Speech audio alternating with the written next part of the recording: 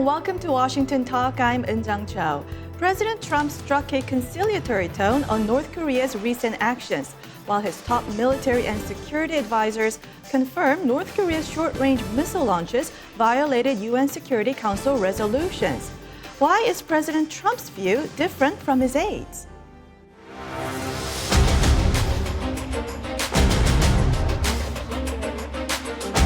Perhaps he wants to get attention, and perhaps not. Who knows? It doesn't matter.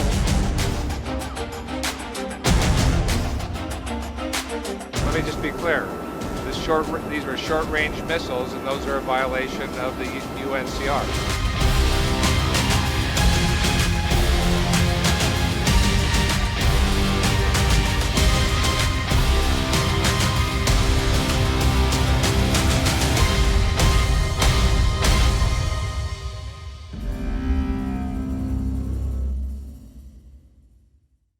In the studio with me today, Mr. Bruce Klingner, Senior Fellow at the Heritage Foundation.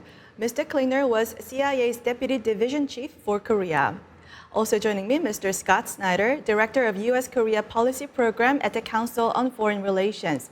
Mr. Snyder has authored numerous books on Korean politics and foreign policy and Asian regionalism. Welcome to the program. Thank you. Thank you. Thank you. Now, Scott, President Trump said that he's not bothered by North Korea testing small weapons and that some of his people may consider this as a violation of UNSCR, whereas he thinks differently. So why do you think President Trump is downplaying North Korea's recent actions?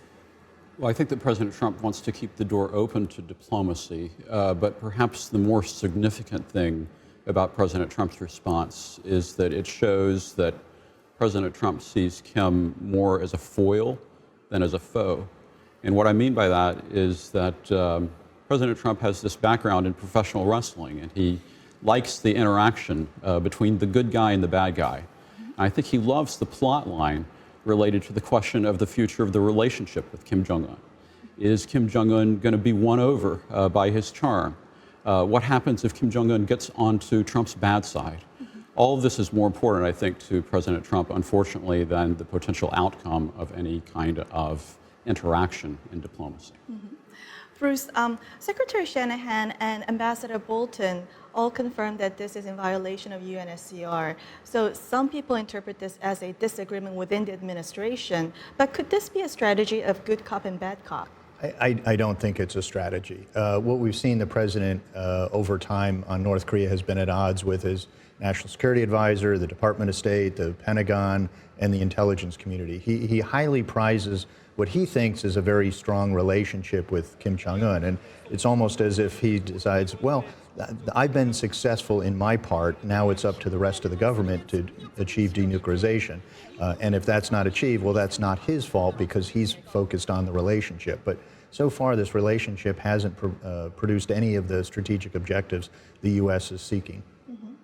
When asked whether Secretary Pompeo agrees with Ambassador Bolton's view or President Trump's view, the State Department spokeswoman said that all North Korean WMD are in violation of UNSCR. What she also said was that Secretary Pompeo often talks about how Chairman Kim looked straight into his eyes multiple times and promised to denuclearize. So maybe this could be the reason why Secretary Pompeo and President Trump wants to give more chances to Chairman Kim, that they see some sincerity that he really wants to denuclearize? Well, it's really the only possible pathway to have a happy ending to this story, I think. And so I think that Trump and Pompeo are giving Kim Jong-un a chance. Because frankly, the alternative pathway is a dark path. It is one that is going to involve a lot of potential conflict and high stakes, frankly, more for North Korea's future than for that of the U.S. So if Kim Jong-un can make what we would consider to be a right choice, then that would be a great relief and actually a way forward in terms of peacefully solving the problem, because otherwise, what we're going to be faced with is the result of pressure of various types, and that is also going to be accompanied by tension, potential destabilization, and conflict. Now, Prime Minister Abe also said that North Korea's recent missile testing was in violation of UNSCRs. The two leaders had 3-hour summit meeting. They must have had ample time to discuss this issue. So do you think the two leaders agree to disagree on this matter? I think so. President or Prime Minister Abe, like the rest of the U.S. government, sees it as clearly a violation. And as the State Department spokesperson said, the continued existence of the missile, nuclear, and biological chemical warfare programs are a daily violation of the UN resolutions. So Prime Minister Abe is very concerned about the North Korean nuclear and missile threat. North Korea already has missiles that can hit all of Japan with nuclear warheads. But again, the president is prioritizing his relationship with Kim. He feels that Kim has promised him to denuclearize, but I wonder if the president just really doesn't realize that North Korea has a very different definition of denuclearization from what is required under the UN resolutions. And isn't it only natural that United States and Japan have different security priorities, that they have this different sense of urgency when it comes to short-range missiles? Well, yeah, I think that it is natural that they would have a different view on that because Japan is a lot closer. But the real problem is the disturbing statements that continue to come out of the administration related to America First and the possibility that the U.S. might just be focused on the longer-range missiles because clearly Japan is facing a near and present danger in terms of a security threat. And I actually think what's really interesting is the Japanese strategy for trying to deal with us, with Trump. Because on the one hand, Abe has probably invested more than any other leader in the personal relationship with Trump, but at the same time, he also has a stake in really investing in the opinions of his advisors as a way of trying to restrain Trump from doing anything that would endanger the alliance or endanger Japanese security interests. And South Korean Defense Minister Chung Kyung-do, in response to Secretary Shanahan's remarks, said that official U.S. and South Korean military position regarding this matter hasn't changed at all. He didn't elaborate, but earlier on, South Korean officials has been saying that the two militaries are still assessing whether this is a missile or whether this is in breach of UNSCR. So how much more official can you get when you have the Secretary of Defense coming out and saying this? South Korea is trying to downplay the short-range ballistic missile tests because it would undermine their efforts at inter-Korean relations, even though really Pyongyang is not talking with South Korea on any issue, even when South Korea is trying to offer humanitarian assistance. So South Korea originally called them projectiles instead of missiles, and they're still hesitating to call them ballistic missiles. But any missile launch that uses ballistic missile technology makes it a violation of UN resolutions. Former CIA Korea Mission Chief Andrew Kim said that North Korea is just taking advantage of the lull in diplomacy to test its missiles. And also, USFK Commander General Abrams also said that he just sees this as a routine exercise. So was this only a technical testing for North Korea? Well, it may have been a technical test. The North Koreans may have needed to see whether or not this new missile that is going to be part of their arsenal works. But of course, it has direct ramifications for USFK, for defense of South Korea. And it also doubles, I think, as a test of the United States and actually a test of President Trump and how far would the U.S. be willing to go in allowing North Korea to conduct these kinds of activities? And I think the U.S. government has provided a ceiling, but President Trump himself has not. Well, short-range exercises or short-range activity by the North, I think is harder to discern as to whether it's a signal or not. Sometimes people see any anti-ship missile launch or any military exercises or multiple rocket launchers as a signal, and oftentimes tie it to a visit or a meeting that happened or is about to happen. But clearly a nuclear test or an ICBM test, even if it's not meant as a signal, it is certainly interpreted as a signal. I find the short-range activity more difficult to discern whether it's just military activity or whether it was meant as a signal. And if it was a signal, sometimes it gets lost in the noise. Secretary Pompeo said that U.S. officials are looking into reports that North Korea's nuclear envoy Kim Yong-chol has been executed. There's also South Korean reporting that Kim Yong-chol, former special envoy to the White House, has been also sent to the labor camp. So North Korea purging nuclear negotiators, how does this impact the nuclear negotiations between Washington and Pyongyang? Well, I think we have to wait and see about the veracity of those reports because right now it's just a single-sourced report. But obviously, if there is a problem in terms of Kim Jong-un's negotiating team, it's going to make it much more difficult to get working-level talks on track. But I think the really significant news is related to the opinion column by the Noam Shinmun, in which it was essentially a statement that those who are pledging loyalty to Kim Jong-un in front of him while pursuing their own aims behind his back are anti-party and anti-revolutionary. And so that, I think, suggests that maybe there are some internal issues that the leadership is trying to deal with right now, and we're going to have to watch that closely. Mm-hmm. Wouldn't this give lesser room for the working level negotiations between North Korea and Washington? Right, and as Scott said, we do have to sort of wait and see because we've had a lot of South Korean reporting that turns out to be false. We've had people that were reportedly executed end up returning to their jobs. And even senior level people may be sent to a re-education camp for 3 months and then they come back. So again, we need to wait a little bit. But certainly the working level talks weren't going anywhere. North Korea, as is so often in the past, refusing to talk with the U.S. and now also refusing to talk with South Korea. So progress wasn't being made. It seems Pyongyang only wants to deal with President Trump. They feel that he's an easier mark than other officials. And what it may be is that Kim was just angry that he was surprised in Hanoi. He, like many, thought Trump was going to sign what was called a small deal, and then Trump didn't. So I think that was quite embarrassing to Kim, and he may have taken it out on his subordinates. Mm-hmm.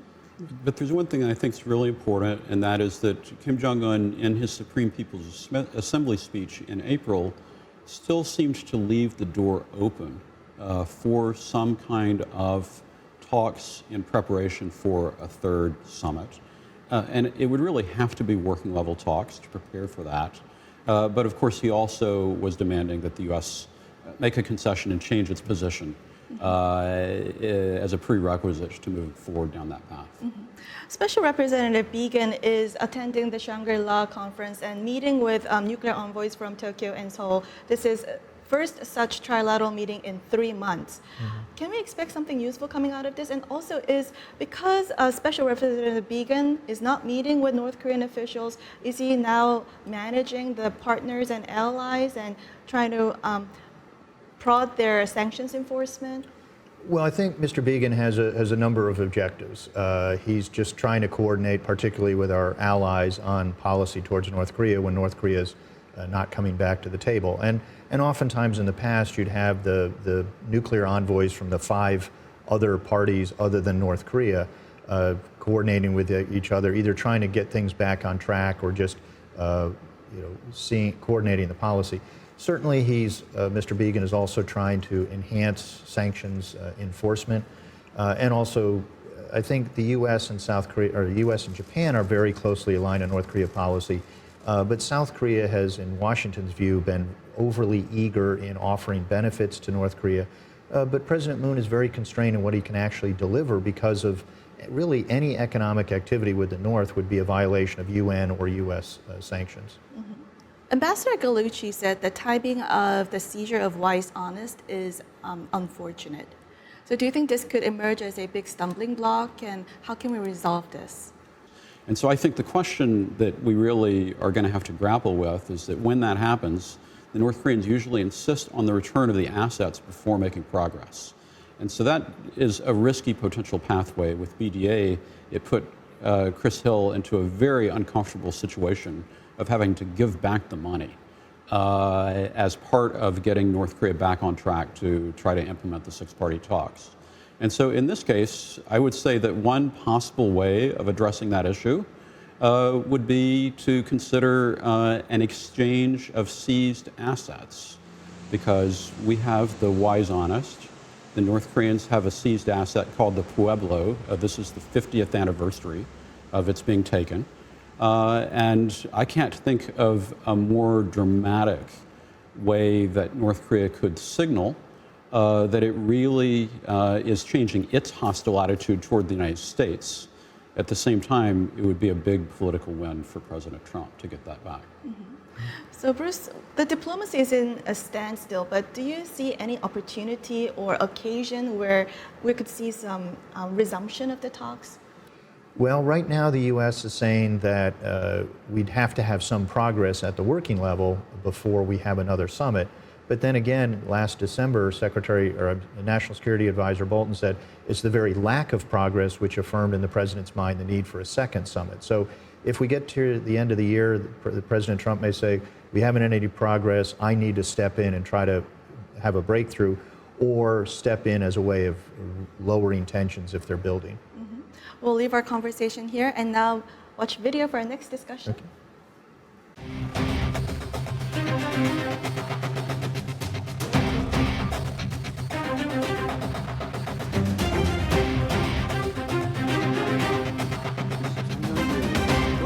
우선 아무 진전이 없이 북한에 억류되어 있는 자국민과 국군 포로 및 납치 피해자들의 송환 문제부터 해결하라.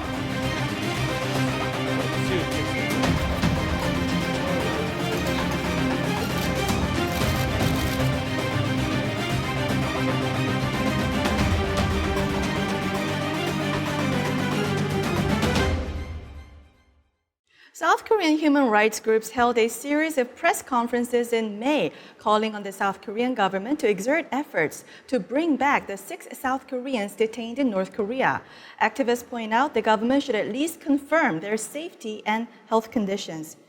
Bruce, the last public comment I could find from the South Korean government was made May last year from the Blue House, saying that President Moon raised this issue of 6 detainees to Chairman Kim during their first inter-Korean summit, but I couldn't find ever since. So what do you make of this silence from the South Korean government on this issue? I think it's consistent with previous South Korean policy under several administrations. South Korea has never seemed to put the same emphasis on not only this 6 detainees, but also the 500 detainees that have been, what Seoul thinks are still in North Korea, and the 500 POWs from the Korean War who are still on the South Korean government roster of missing citizens.